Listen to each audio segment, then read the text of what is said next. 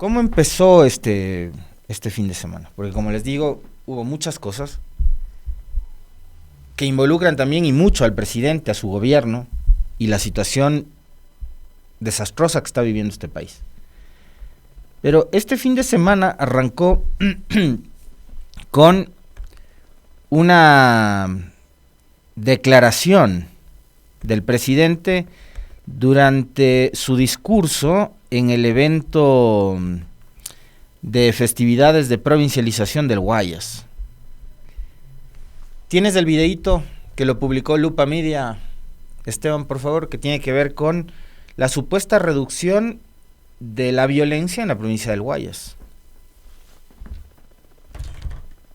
Y hemos reducido el número de homicidios dramáticamente en casi un 25%, femicidios más de 35%, crímenes comunes, delitos comunes de más de un 30% en la provincia del Guayas.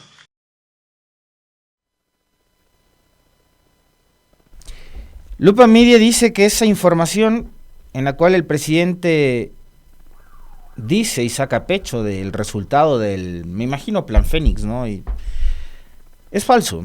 Ninguna de las cifras mencionadas por el presidente Daniel Noboa refleja con precisión la situación en la provincia del Guayas.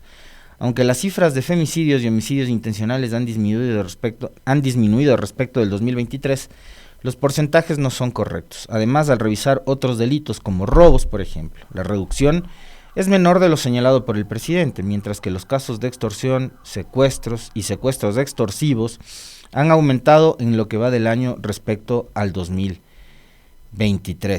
Los homicidios intencionales, al comparar el periodo de enero de septiembre de 2023 con el de este año, se evidencia una reducción del 20% y no del 25%, como dijo el presidente. En 2023 hubo 2.777 homicidios intencionales, mientras que en el 2024, 2.227.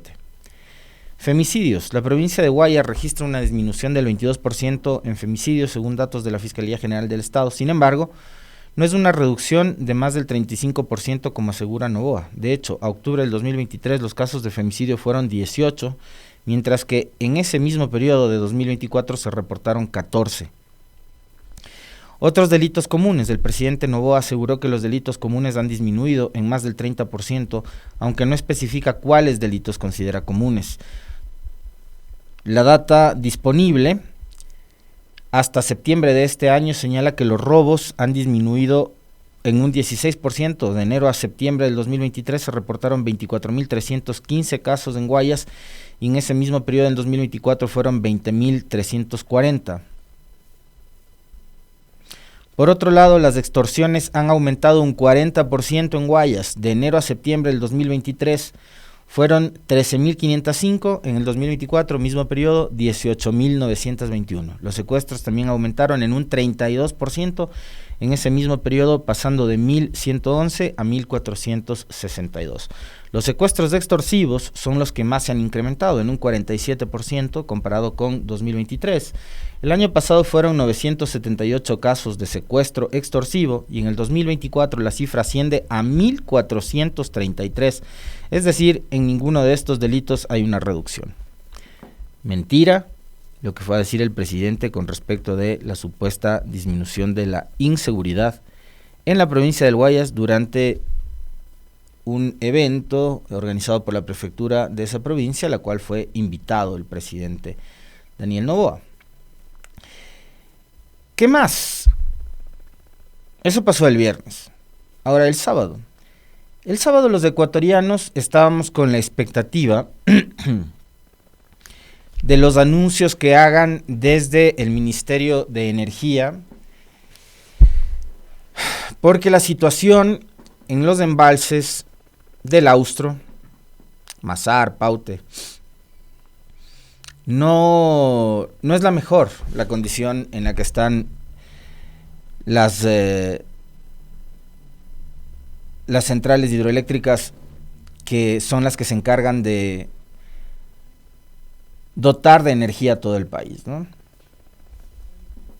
La situación era calamitosa. Para el viernes ya la gran mayoría de analistas y técnicos muy bien preparados e informados en materia energética lo venían advirtiendo, que los anuncios pasados de reducción de horarios de corte, la demagogia de mantener, digamos, a ciertas ciudades por el tema de sus festividades y demás, con fluido eléctrico de forma constante, entre otras cosas, anuncios absolutamente demagógicos, politiqueros. No tiene que ver esto con populismo, sino con politiquería, demagogia, pero sobre todo con irresponsabilidad, porque están poniendo en peligro, en riesgo, todo el sistema energético del país.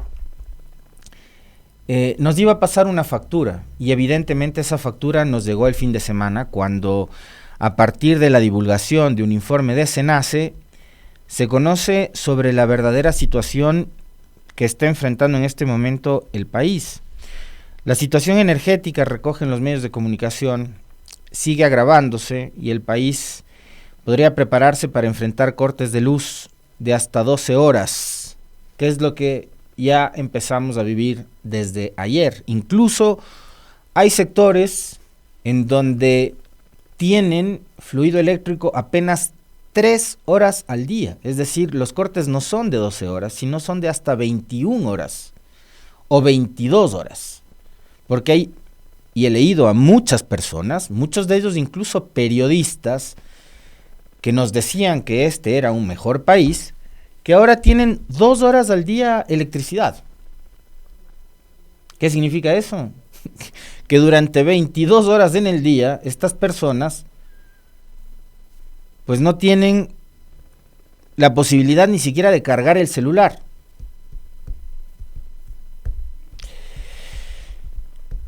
El país podría enfrentar cortes de hasta 12 horas, ¿no?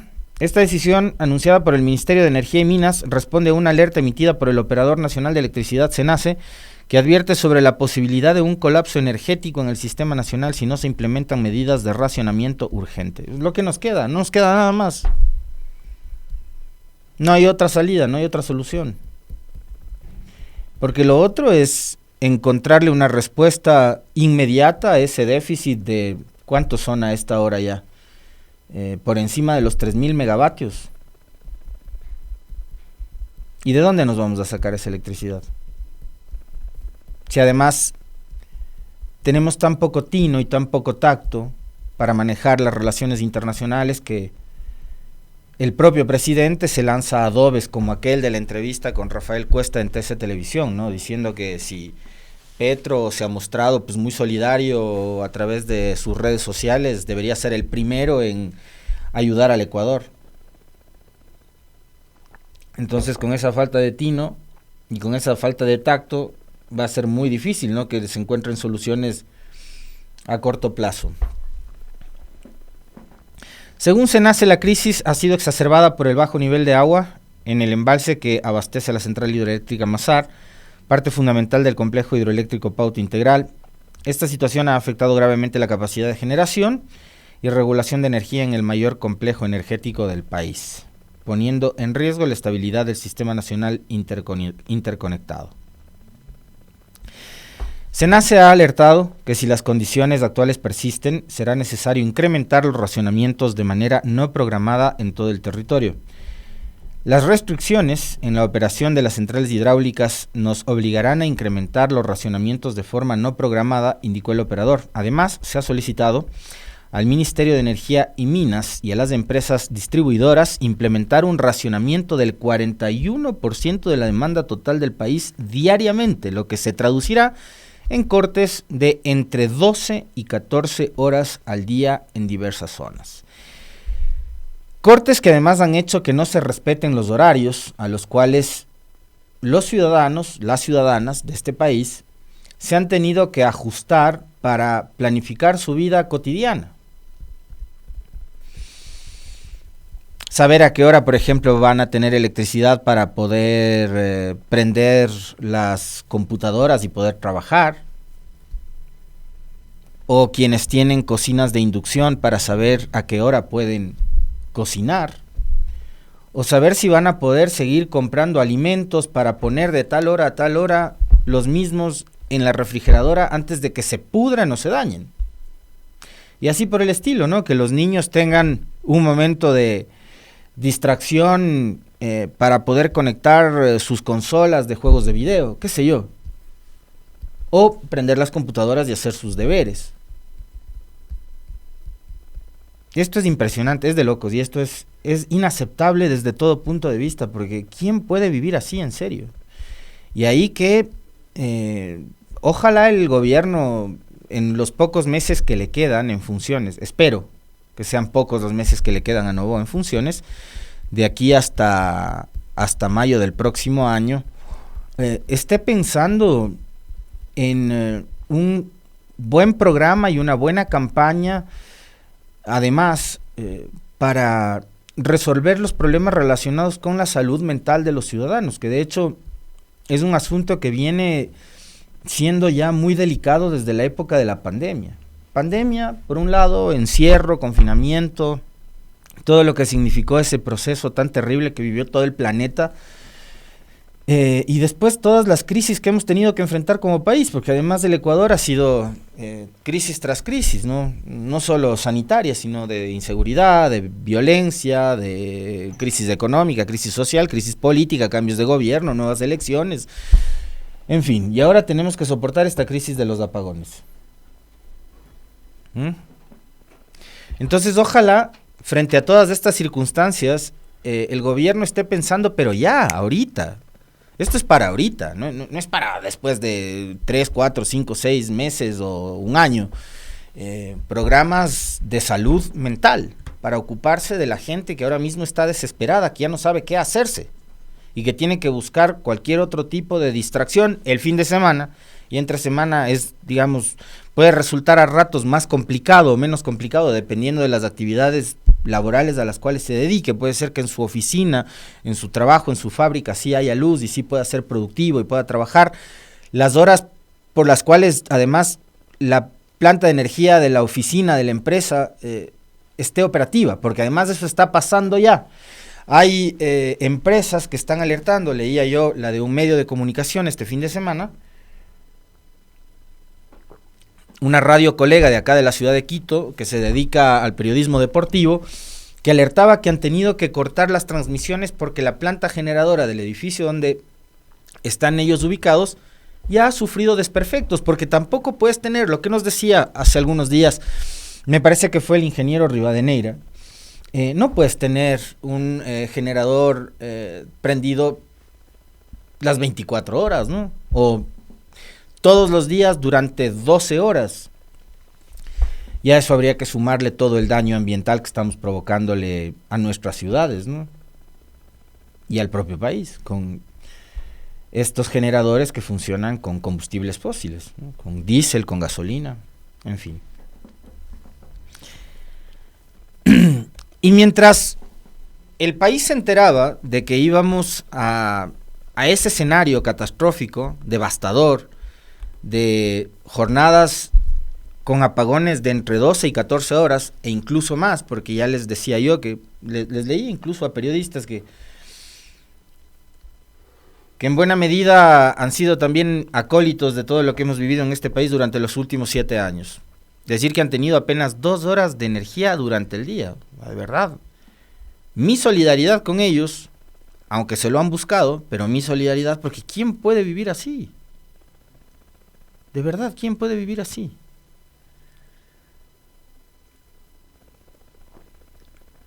Exactamente, lo que dice César Alejandro Cando Velasco. No sé desde dónde nos escribe César, pero así es.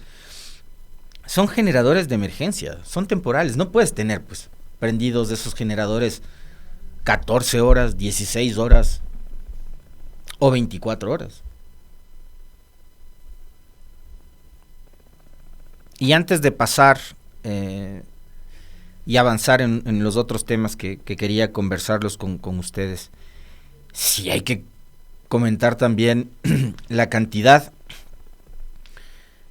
de tonterías que uno tiene que leer en las redes sociales para tratar o de desviar el tema de la crisis de los apagones o para seguir responsabilizando a gobiernos y a autoridades que dejaron el poder hace 7 años, ¿no?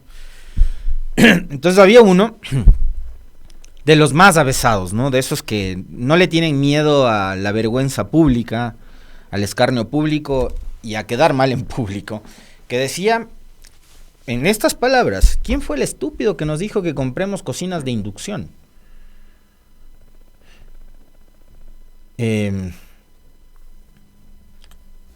Yo pregunto, ¿quién fue el estúpido que nos recomendó que compremos refrigeradoras para tener nuestros alimentos congelados?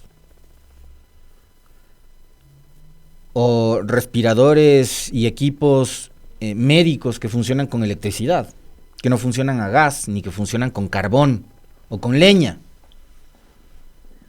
Ayer le leía a Emilio Domínguez, de Informa EC, relatar que había visto a una persona de la tercera edad en un centro comercial, conectado ahí su respirador artificial. Porque obviamente esa persona no debe haber tenido energía en su casa. ¿Y cómo haces entonces? ¿Cómo carga el celular esta gente con, no sé, con leña, con fuego? ¿Cómo cargas el celular? Y esas cosas, de verdad, uno tiene que seguir leyendo y seguir admirándose con todos los argumentos patéticos para tratar de justificar lo que está pasando ahora, e insisto, para seguir en esa lógica, en esa línea tan ridícula de pretender culparle a otro de lo que está pasando ahora. Y yo insisto de que esto ya ni siquiera es cuestión de buscar culpables, sino que esta gente está ahora mismo en el poder, son ellos los que tienen que resolver el problema, pues. ¿No decían que en 9 meses tenían la solución para el país? Estamos a pocos días de que cumplan 1 año en funciones y no han solucionado absolutamente nada.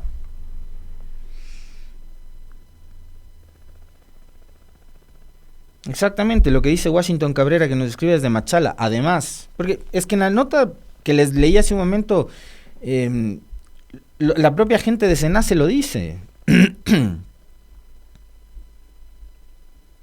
Será necesario incrementar los racionamientos de manera no programada en todo el territorio nacional. O sea, es que va a haber momentos en que a usted le van a quitar la luz sin avisarle.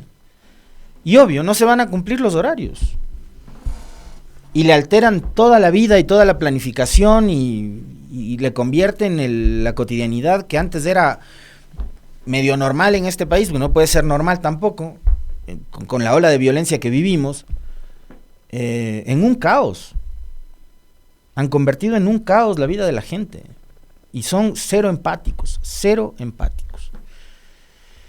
Y a propósito de la empatía, porque mientras el país estaba enterándose de que le iban a clavar 14 horas de cortes de energía, el presidente estaba dando un discurso muy propio de un patán cualquiera de barrio durante una visita en Esmeraldas. Y lo fantástico de esto es que en primera fila teníamos a la prefecta Zambrano aplaudiéndole. ¿Tenemos el video? Queridos alcaldes, señor gobernador, señores ministros, este es el Esmeraldas que queremos, un Esmeraldas con desarrollo, un Esmeraldas solidario, un Esmeraldas unido contra todos los miserables que por 7 años no le dieron nada a Esmeraldas. Pocos de pendejos que estaban, así se les hacía, firmar algo. Y acá la gente jodida. 7 años sin poder reconstruir un Esmeraldas que su alma era imposible de destrozar. Pero faltaba creer en ese Esmeraldas, darle obra, darle agua potable, darle progreso. 7 años. Nunca más Esmeraldas va a ser olvidado. Nunca más vamos a tener a esos políticos que simplemente venían en los momentos que querían el voto y después por 4 años les pintaban una paloma y chao. Nosotros venimos, como dice Roberta, los tenemos bien puestos.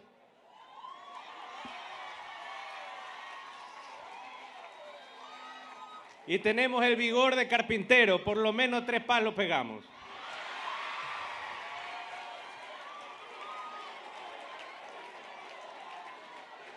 Y bien pegados. Con esta fuerza y con estas ganas vamos a seguir todos los santos días hasta que Esmeraldas resurja, hasta que Esmeraldas esté totalmente reconstruido y Esmeraldas brille como tiene que brillar. Nosotros no nos vamos a olvidar, nosotros no vamos a hacernos de la vista gorda, nosotros vamos a seguir y vamos a seguir con el apoyo de ustedes. Como dice Roberta, agarren el regalo, pero eso sí, en la noche uno se acuesta con otro. Ese que ustedes vieron ahí, ese es el presidente del Ecuador. Ese es el jefe de Estado. Ese es el mandatario que nos representa a todas y todos nosotros. El que habla de que tiene bien puestos, de que pega 3 palos, el que hace insinuaciones como la última que ustedes acaban de escuchar. El que trata a sus adversarios políticos de miserables. Ese es el jefe de Estado. Eso es lo que el 52% de electores en este país eligió para gobernar el Ecuador durante 18 meses. Eso también es producto del país que los propios ciudadanos del Ecuador hemos dejado que se construya a partir de la mentira, de sembrar el odio, de sembrar la sed de venganza, de revancha, de la persecución, de normalizar esta práctica de perseguir a tu adversario político como que si se tratara de tu enemigo al que tienes que eliminarlo y proscribirlo y anularlo y borrarlo. Esto también es resultado de todo el odio que han sembrado los grandes medios de comunicación y las redes sociales, que también, claro, han hecho lo suyo, que están para que opine todo el mundo, por supuesto, pero en donde se dice cualquier cosa y donde también los ciudadanos de este país, que son libres, por supuesto, de creer en lo que quieran, también creen en cualquier cosa. Y pueden creer en publicaciones falsas, en noticias falsas, en información falsa, como la que revisábamos hace un momento que mencionaba el presidente en su discurso en Guayaquil.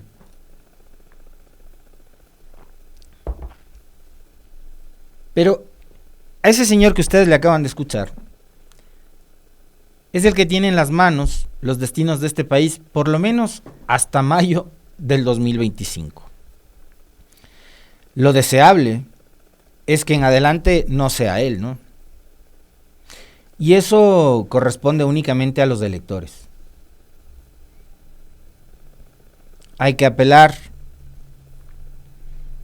a la sabiduría del pueblo, hay que apelar a que esta situación ya les empiece a cansar. Hay que apelar a la reflexión, al reconocimiento de los errores, que también los errores son de la gente. Sí, nos equivocamos. Ya antes votamos por un candidato que se mostraba simpático en las redes sociales y en el TikTok, luciendo zapatos rojos, y nos fue como nos fue. Después decidieron votar por uno que aparecía con figuras de cartón, y también nos fue como nos fue. Ahora reflexionen nuevamente sobre cuál es el destino que ustedes quieren para este país, que es el país en el que viven ustedes, en el que viven sus hijos.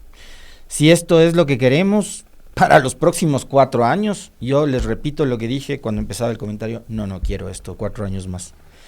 Es que me da vergüenza ajena. Yo no sé si doña Anabela Asín siente orgullo de escucharle a su hijo. No lo sé.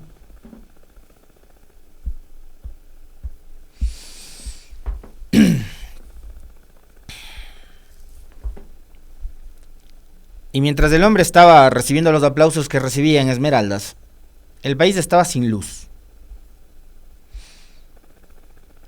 por un lado. Y por otro, se conocía de que a través de un sumario administrativo, el Ministerio de Trabajo, la ministra de Trabajo, decidió pasarse por las gacetas, para usar una expresión lo menos indelicada posible, la Constitución de la República del Ecuador, que establece una vía única para destituir a un vicepresidente o vicepresidenta de la República, que es la del juicio político a través de la Asamblea Nacional. Y decidieron, con un documento cualquiera, como que si se tratara de un conserje, una secretaria, un asistente administrativo, un asesor cualquiera, por muy respetables que sean todos esos cargos, funcionarios públicos todos, pero no son el segundo o segunda mandataria de un país. Y deciden, con un trámite administrativo como un sumario, bajarse nada más y nada menos que a la vicepresidenta de la República, la señora Verónica Abad. ¿Reacción de la vicepresidenta Abad a este relajo? ¿Cuál fue? Hago un llamado fuerte y contundente a las autoridades de control social y transparencia, a las fuerzas sociales y políticas, a líderes y profesionales, a perder el miedo que ha querido impartir un desgobierno del terror.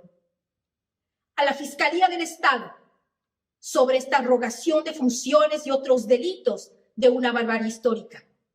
A la Defensoría del Pueblo. Pido actuar inmediatamente a la Asamblea Nacional para que conozca y fiscalice las acciones de la Presidencia de la República, el Ministerio de Relaciones Exteriores y Movilidad Humana, el Ministerio del Trabajo, que se desarrollan en mi contra. También llamo la atención a la Contraloría General del Estado para que de manera inmediata inicie un proceso de control sobre mi traslado a Turquía y el sumario administrativo en mi contra, antes de que sea tarde y la historia los juzgue como observadores indiferentes de la destrucción y la voluntad soberana del pueblo. Denunciaré a la comunidad internacional y afrontaré resistente ante las circunstancias, pero para ello todos y cada uno de nosotros, desde nuestros espacios, debemos levantar nuestras voces para acallar el ruido que el crimen político organizado está haciendo con mi destrozado país. Tiene todo el derecho de asistir y de acudir a todas las instancias que desee la vicepresidenta Abad. Está en todo su derecho, porque lo que han hecho con ella es un atropello. No porque se trate de Abad, lo podían haber hecho con cualquier otra persona que ostente ese cargo. Lo que han hecho simplemente es un absurdo jurídico. Han puesto un trámite rutinario como un sumario administrativo que, insisto, le pueden abrir a cualquier funcionario de cualquier institución pública por encima de lo que dice la Constitución, que es la máxima norma legal en este país, la Constitución. Han hecho lo que les ha dado la gana. Y aquí creo que, para cerrar con el otro tema que tiene que ver con la descalificación de Topic, para que ustedes se den cuenta cuáles son las prioridades del gobierno y del presidente Noboa. Las prioridades de Noboa son las que tienen que ver con sus broncas políticas, con sus broncas personales, que tienen además que ver con sus intereses políticos y con sus intereses personales. Ellos estaban completamente enfocados en dos cosas. Una, en borrarle a la vicepresidenta Abad para no encargarle el poder durante los días que tenga que ausentarse Noboa para hacer campaña. Y dos, impedir a como dé lugar que el candidato Jan Topic del movimiento Suma pueda inscribir su candidatura para las próximas elecciones, porque yo me imagino que el señor Noboa estará pensando que Topic le pelea el mismo sector del electorado. Y ahora yo les planteo esta inquietud, antes de entrarme de lleno al tema de Topic. Seguramente los electores de Topic deben estar muy calientes, muy enojados. Porque además de este país, a todos los ecuatorianos nos tiene así, nos tiene deprimidos, calientes, enojados, pero además en una zona de confort medio extraña, ¿no? Este país que antes no aguantaba nada, ahora agachamos el lomo y que nos den nomás palazos y que nos den nomás latigazos, que nos dejen sin luz, que nos dejen en manos de los delincuentes. No pasa nada en este país, nadie reclama, nadie alza la voz, ni las universidades, ni la sociedad, nadie. Pero esos electores de Topic deben estar muy calientes, porque no hay luz, porque no hay trabajo, porque hay desempleo, porque hay inseguridad, porque las condiciones actuales del país no son las mejores, porque mucha gente está desesperada por irse del país. He hablado con mucha gente a la que quiero muchísimo este fin de semana, con amigos, amigas muy queridos, con familiares que me han dicho que lo único que les queda, que la única salida que les queda es tratar de irse de este país porque no ven salida aquí. Pero ahora además a los electores de Topic les han dejado sin candidato, pues. Entonces yo me pregunto, esos electores que se dan cuenta de que además a Topic lo inhabilitan por pedido expreso de Noboa, ¿ustedes creen que van a ir corriendo a votar por Noboa? Lo menos que harán será votar por Noboa, pues. Si es el presidente candidato todopoderoso que controla todo en este país y todas las instituciones en este país, el que ha decidido anularles a su candidato. Entonces, los electores de Topic, los simpatizantes de Topic, con quien más enojados deben estar es con Noboa. Entonces, ni sueñes, pues, Daniel, que van a votar por ti. Ya estarán pensando en votar por cualquier otra de las opciones que tienen en la papeleta. Pero a ti no te darán el voto, porque tú les acabas de dejar sin su candidato. Entonces ahí creo que hay un muy mal cálculo político de Noboa y de su equipo de asesores. No te van a votar a ti los simpatizantes de Topic, votarán por cualquier otro. Desde Luisa González hasta Tabaqui, Cucalón, o el que sea, Pedro Granja, Rabascal, o el que sea, pero a ti no te van a dar el voto, Noboa. En un fin de semana ha anulado a dos contradictores del gobierno, a la vicepresidenta Abad, a través de un sumario administrativo, convirtiendo a la Constitución de la República en papel higiénico, y a Dan Topic utilizando al Tribunal Contencioso Electoral y a 4 de los 5 jueces golondrinas que tiene este Tribunal Contencioso Electoral como una central más de campaña del movimiento ADN. O peor todavía, el TCE ahora parece un ministerio más de Carondelet, porque hace lo que le piden desde Carondelet. Y además lo hacen abierta y cínicamente, a través siempre del mismo juez. Ayer un buen amigo me compartía este recuento sobre las decisiones adoptadas por el Tribunal Contencioso Electoral, que insisto, parecería una oficina más y una dependencia más de Carondelet. Resoluciones contra Aquiles Álvarez, contra Pavel Muñoz, alcaldes de Guayaquil, de Quito, en contra de la vicepresidenta Verónica Abad, por la denuncia que presentó este consejero Guarderas. Resoluciones en contra de Allen Berbera, de los consejeros de la Liga Azul, en contra de Construye, de Democracia Sí, en contra del mismo Pachacutic. Cosa rara que Pachacutic haya sido uno de los movimientos que lo denunció a Topic, junto a Lucio Gutiérrez, haciéndole el juego a Noboa. Y ahora en contra de Topic. El TCE parecería ser una oficina más, adscrita a un ministerio más de Carondelet. Es increíble lo que han hecho. A la vista y paciencia de toda la ciudadanía, además, y de todos los medios de comunicación. Antes, ¿se acuerdan? Cuando en este país había siempre elecciones, y que en esas elecciones además siempre se respetaban los resultados, como por ejemplo cuando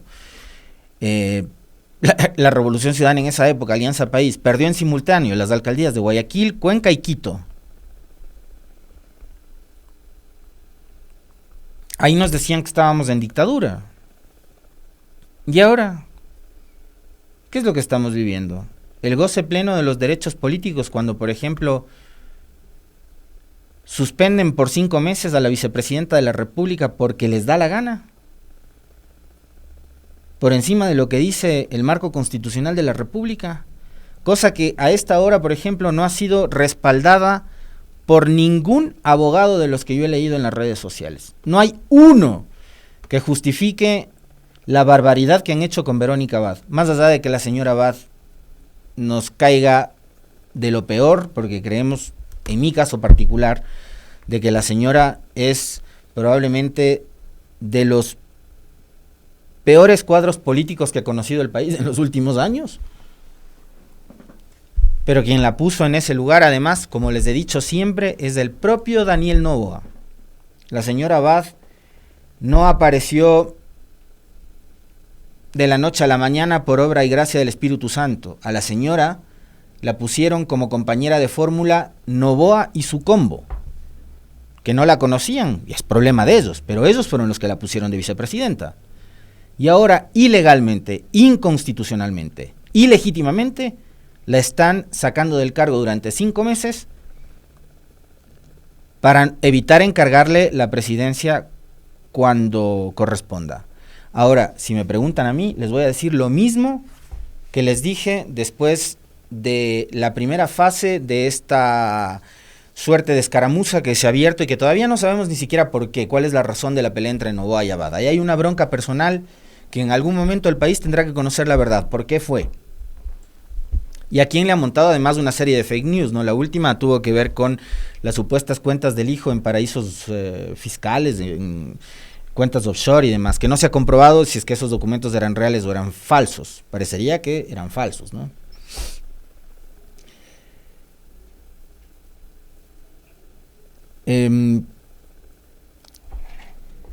La señora Abad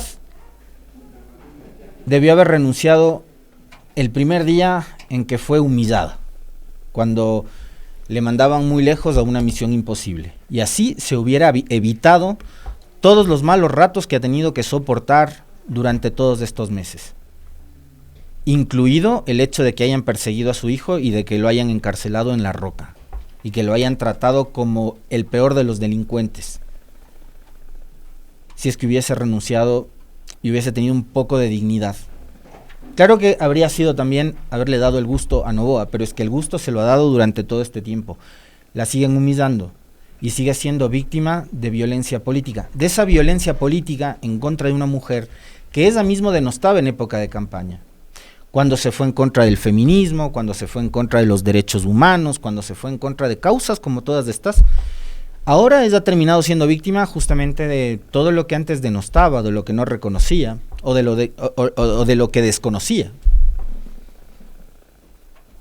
Y sobre el tema de Topic, Luis Almagro, horas antes, el secretario de la OEA, ese personaje de ingrata recordación para la región, para países como Bolivia, como Ecuador, entre otros, que ha sido también funcional a Washington y que ha sido funcional a regímenes totalitarios, autoritarios, en donde se violaron los derechos humanos, como en el caso de Ecuador, en la época de Lenín Moreno, o el de Yanine Áñez en Bolivia, hasta Almagro, para que veas en el concepto que te tienen, presidente Noboa. Ante versiones oficiosas respecto a la inhabilitación del candidato a la presidencia de Ecuador, Jan Topic, consideramos que, de hacerse efectiva, la misma constituiría un fuerte golpe a la integridad del presente proceso electoral y un serio revés a la democracia ecuatoriana.